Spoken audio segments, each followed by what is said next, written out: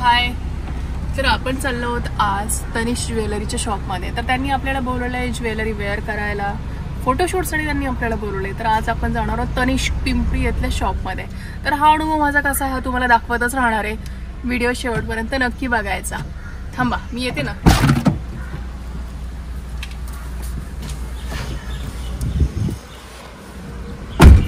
चला आपण निघूयात. अशी मी मस्त सजून धजून चाललेले आहे तनिषला मदर्स डे निमित्त फोटोशूटला. तर तनिष पिंपरी ब्रांचमध्ये मी आलेली आहे आणि मस्त आमचं फोटोशूट चाललं होतं. आमचं इंडिव्हिज्युअल पण फोटोशूट व्हिडिओशूट चाललेलं होतं आणि त्यांनी मस्त रेड कलरचा मस्त डच रोज देऊन आमचं स्वागत केलं आणि खूप छान वाटलं. रेड रोजबद्दल मी माझ्या नवऱ्याला सांगत होते किती दिवस झालं तुम्हाला रेड रोज दिला नाही, बघ बरं आता दुसऱ्यांनीच दिला, तुझं काम आहे ना मला रेड रोज देणं, हे असं सांगत होते. आणि तिथले डिझाईन पण पाहत होतो. तनिषची ज्वेलरी छान आहेच.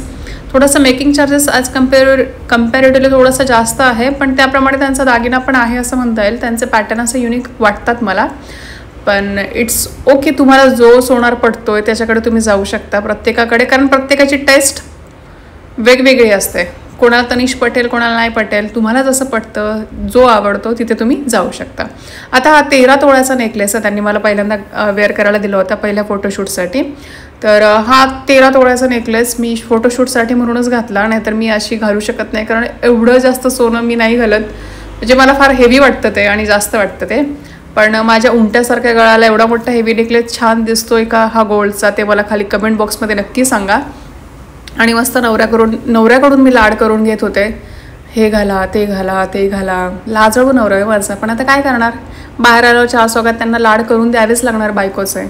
आणि हा सगळा गेटअपमुळं ना सगळा लुक छान दिसत होता. जेव्हाही तुम्ही असं कुठं फोटोशूटला वगैरे जाता ना, तुमचं गेटअप चांगलं पाहिजे हे लक्षात घ्या. मी मस्त हेअरस्टाईल, मस्त मेकअप केला, चांगला गेटअप केलं आणि चला मग फोटोशूटसाठी तयार झालो आम्ही. मदर्स डे निमित्त फोटोशूटसाठी तयार झालो आणि छान फोटोशूट झाले, व्हिडिओ शूट झाला. आणि मला वाटतं पूर्ण ओव्हरऑल हाईटप्रमाणे किंवा माझ्या गळ्याच्या उंचीप्रमाणे हे गळ्यातला सेट छान जात होता. हां, लग्न वगैरे असेल तर नक्कीच घेतलं असतं, स्वतःचं लग्न वगैरे असतं तर नक्कीच घेतलं असतं. पण आता लग्न होऊन मला झाले 11 वर्ष, आता तर काय घेणं पॉसिबल नाही. आता बघू, मुलांच्या लग्नात बघूयात. त्याच्यानंतर पहिल्या नेकलेसचं फोटोशूट झालं आणि आता दुसरा नेकलेस मी डायमंडचा चूज केला. टोटल मी तीन नेकलेस घेतले फोटोशूटसाठी. दुसरा डायमंडचा चूज केला. डायमंडचा चूज का केला, कारण मलाच माहीत नाही माझ्यावर डायमंड खुलून दिसतं का नाही. कारण मी असे आर्टिफिशियल डायमंड घातलेले आहेत जे आपले बाजारात मिळतात ते, पण रिअल डायमंड कधी वेअर नव्हते केले. मग फोटोशूटच्या निमित्ताने ते वेअर केले आणि छान जात होते ते. आणि त्या तनिषच्या ज्या सगळ्या महिला मंडळ आहेत त्यांची सर्व्हिस पण खूप छान आहे. ओव्हरऑल त्यांची हॉस्पिटॅलिटी खूप छान आहे. म्हणजे ऑफकोर्स टाटाचं प्रोडक्ट आहे म्हटल्यावर मला म्हणजे त्यांचं वेगळेपण असतं असं मला जाणवलं. म्हणजे मी तरी पुण्यातल्या एक 4-5 ज्वेलरी शॉपला व्हिजिट केलेली आहे. मला तनिषचं वेगळेपण नक्कीच जाणवलेलं आहे, म्हणजे पाहुणचार संदर्भात तरी. तर डायमंडचा नेकलेस मी घातला, मस्त होता, व्ही नेकमध्ये होता. म्हणजे हा डायमंड नेकलेस तुम्हाला घागऱ्यावर, लेहंग्यावर, वेस्टर्नवर आणि साडीवर पण जाऊ शकत होता, अशा टाईपचा हा डायमंडचा नेकलेस होता. येस, तुम्हाला दाखवते इथे मी. मस्त याचा व्ही शेपमध्ये होता आणि व्ही शेप ना सध्या ट्रेंडिंगमध्ये खूप छान दिसतो. इयरिंग्स पण तेवढेच होते, जास्त मोठे नाही जास्त छोटे नाही, साजेसे असे इयरिंग्स होते. आणि त्या डायमंडच्या नेकलेसला खाली ब्राऊन कलरचं किंवा वाईन कलरचं म्हणता येईल ते खडे होते. कसा वाटतो हा डायमंडचा नेकलेस मला सांगा. ते असे खाली लटकणारे डायमंड पण होते त्याला सेंटरला आणि मस्त वाटत होतं. डायमंडची ज्वेलरी ही 2nd नंबरची डायमंड ज्वेलरी आहे. 3rd नंबरची पण तुम्हाला दाखवणारच आहे मी.